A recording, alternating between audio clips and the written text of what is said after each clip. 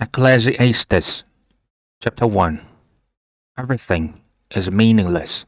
The words of the teacher, son of David, king in Jerusalem. Meaningless, meaningless, says the teacher. Utterly meaningless. Everything is meaningless. What do people gain from all their labors at which they toil under the sun? Generations come and generations go, but the earth remains forever. The sun rises and the sun sets, and hurries back to where it rises.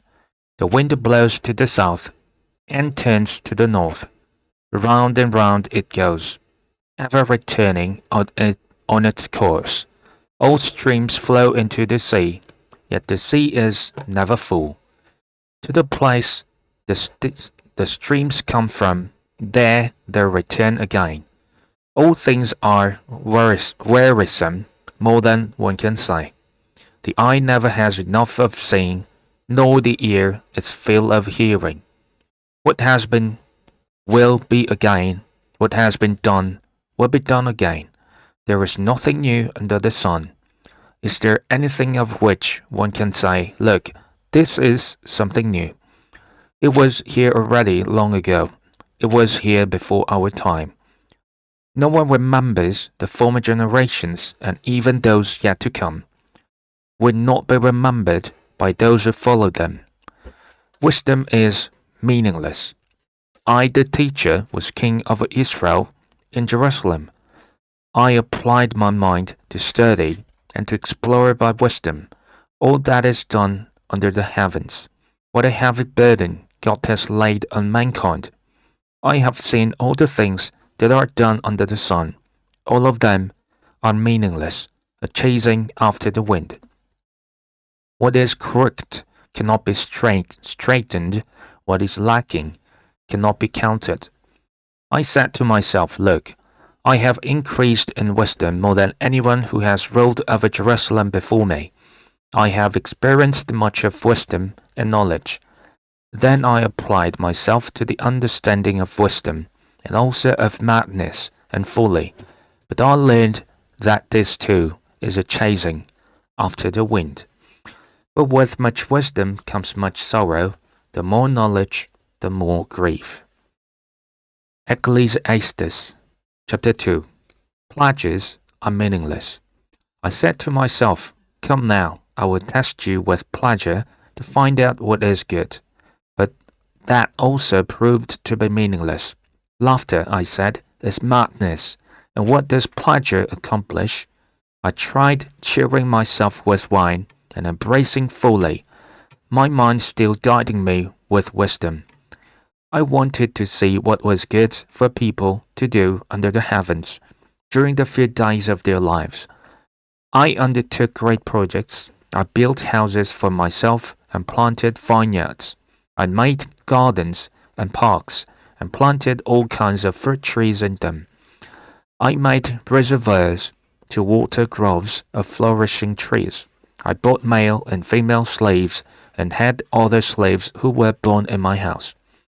I also owned more herds and flocks than anyone in Jerusalem before me. I amassed silver and gold for myself, and the treasure of kings and provinces. I acquired male and female singers, and a harem as well, the delight of a man's heart. I became greater by far than anyone in Jerusalem before me. In all this, my wisdom stayed with me. I denied myself nothing my eyes desired. I refused my heart no pleasure. My heart took delight in all my labor, and this was the reward for all my toil.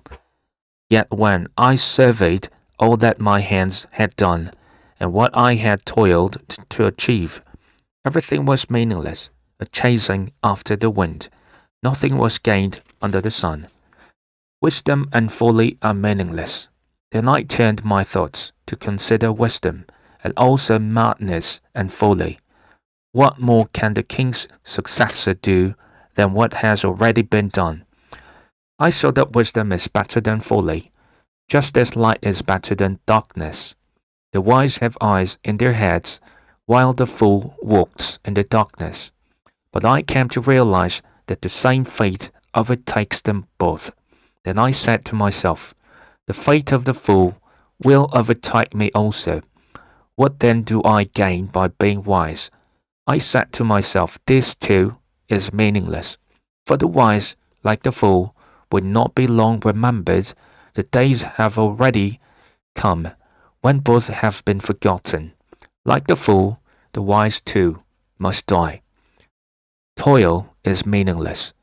So I hated life, because the work that is done under the sun was grievous to me. All of it is meaningless, a chasing after the wind. I hated all the things I had toiled for under the sun, because I must leave them to the one who comes after me, and who knows whether the person will be wise or foolish. Yet they will have control over all the fruit of my toil into which I have poured my effort and skill under the sun. This too is meaningless. So my heart began to despair over all my toilsome labor under the sun.